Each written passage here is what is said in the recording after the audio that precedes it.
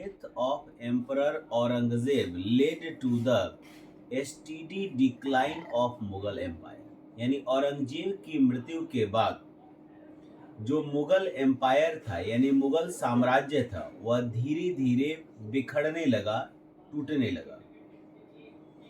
ठीक है। Gradually it lost its glory and the empire became limited to only a few square kilometers around Delhi, है ना। यानी और धीरे धीरे इसका जो एरिया था वह घटता गया और यह दिल्ली के आसपास कुछ 100 किलोमीटर तक ही रह गया।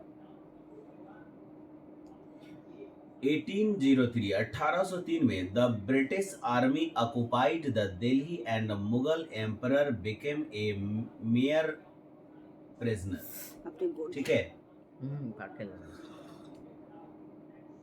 यानी इसमें मुगल एम्पायर पर कब्जा कर लिया गया, किसके द्वारा? ब्रिटिशर्स के द्वारा, और वह एक प्रिजनर मात्र बनकर वहां पर रह गए।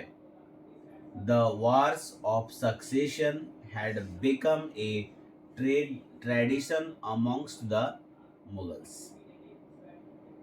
The war of succession had become, लड़ाइयाँ होती थी, सत्ता के लिए लड़ाइयाँ होती थी, और यही लड़ाई उसके विनाश का कारण भी बना।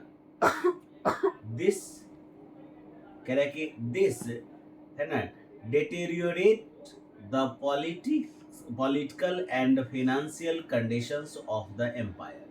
इससे क्या हुआ कि उनकी जो राजनैतिक स्थिति और आर्थिक स्थिति है ना, दोनों कमजोर होने लगी। Many local and regional forces start emerge होने लगे, मिलने लगे इंडिया में। इन द 18th सेंचुरी, 18वीं शताब्दी में, a large number of independent and semi-independent power came to the fort like Bengal, Awadh, Mysore, Maratha, है ना।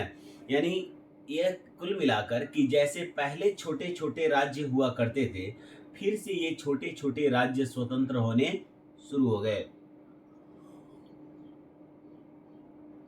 The British had to overcome these powers to establish the empire in India.